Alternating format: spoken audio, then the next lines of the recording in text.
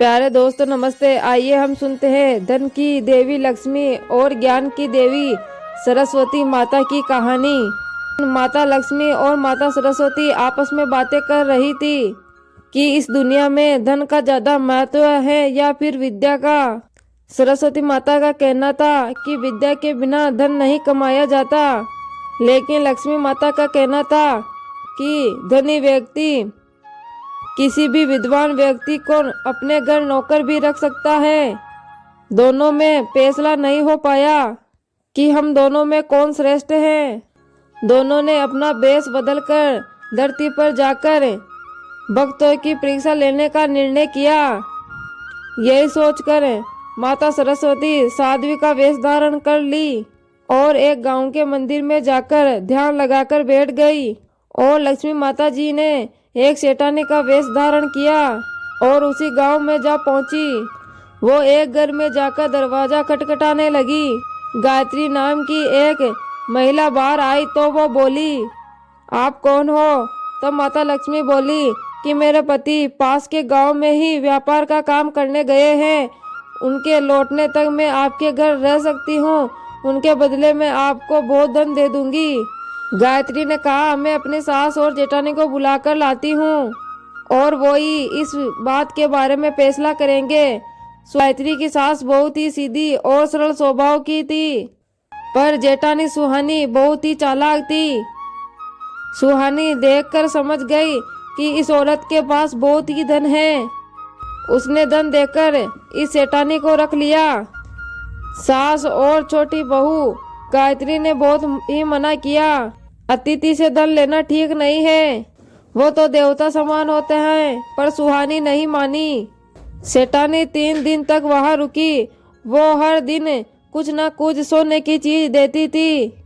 गायत्री और सुहानी सेठानी की बहुत ही आवभगत किया। उसे खूब अच्छे अच्छे पकवानों का भोजन करवाया। सेठानी ने गायत्री से पूछा, तुम मेरे पास से सोने के सिक्के क्यों नहीं लेती?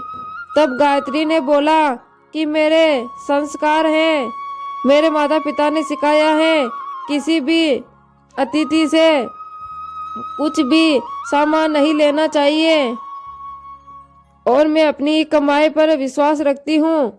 यही बात सेठानी ने सास से पूछी। मुझे बचपन से यही शिक्षा मिली है कि अतिथि देवो भव। आपकी सेवा करके मुझे ऐसा प्रतीत होता है कि मैं साक्षात ईश्वर की सेवा कर रही हूँ और सेवा के बदले धन लेना पाप है और मैं ये पाप नहीं करना चाहती। 3 दिन के बाद लक्ष्मी जी वहाँ से चली गई। अगले दिन साध्वी के रूप में सरस्वती जी उसी घर में आई और उन्होंने भी वहाँ 3 दिन रुकने की बात कही और रहने के बदले उन्होंने अपने घर से जाते समय उन्हें लाभदायक बातें कहने की बात बताई। सुहानी ने उन्हें अपने घर में रखने से मना कर दिया, पर सास और छोटी बहू ने उन्हें रख लिया और मन लगाकर उसकी सेवा में जुट गई। सुहानी ने एक बार भी कमरे से निकलकर उनसे बात नहीं की। 3 दिन पूरे होने के बाद साध्वी जी वहां से जाने लगी। जाते समय उन्होंने तीनों को बुलाया और कहा, मैं तुम लोगों की सेवा से बहुत ही प्रसन्न हूँ। फिर उन्होंने सास और छोटी बहू के कान में ज्ञान की बात बताई और जब वो बड़ी बहू के पास गई तो बड़ी बहू ने कहा, मुझे ज्ञान की बातें नहीं सुननी, मेरे लिए तो धन ही सब कुछ है। साध्वी जी वहां से बिना कुछ कहे चली गई, लेकिन थोड़ी ही देर में सेठानी को साथ में लेकर वहां वापिस पहुंची। सेठानी ने कहा, छोटी बहू और उसकी सास ने स्वार्थ रहित होकर हमारी खूब सेवा की, पर सुहानी ने मुझे धन पाने की लालच में अपने घर में शरण दी, इसीलिए उसे उसकी सेवा का कोई फल नहीं मिला। और साध्वी, तुम तीनों को ज्ञान देना चाहती थी, लेकिन सुहानी ने वो लेने से भी मना कर दिया। फिर दोनों देवियां अपने असली रूप में प्रकट हो गई और सरस्वती माता ने कहा, लक्ष्मी जी ने तीनों की अलमारी को धन से भर दिया था, यह बात मैंने उनके कानों में कही थी। यही बात मैं छोटी बहू और सास के कान में कही थी, लेकिन सुहानी ने अपने अहंकार में वो बात आकर सुनने से मना कर दिया। इसलिए उसके अलमारी का धन घास फूस में बदल गया। लक्ष्मी जी बोली, हम तो तुम्हारी परीक्षा ले रहे थे। इससे ये सामने आया कि मनुष्य के लिए धन और ज्ञान दोनों ही जरूरी हैं।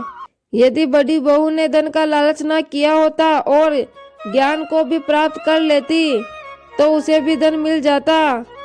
सुहानी दोनों के पैरों में गिरकर माफी मांगने लगी। छोटी बहू और सास बोली, हमें आप दोनों के दर्शन एक ही साथ हो गए, ये तो हमारा बड़ा ही सौभाग्य है। ये सुनकर माता लक्ष्मी जी और सरस्वती जी दोनों ही प्रसन्न हो गई और उन्होंने फिर से बड़ी बहू की अलमारी को भी धन से भर दिया और वहां से तीनों को आशीर्वाद देकर अंतर्ध्यान हो गई। तो प्यारे दोस्तों, ये थी सरस्वती और माता लक्ष्मी की कहानी। इसलिए हमारे जीवन में धन और ज्ञान दोनों की आवश्यकता है। आपको यह कहानी कैसी लगी कमेंट बॉक्स में कमेंट करके जरूर बताएं।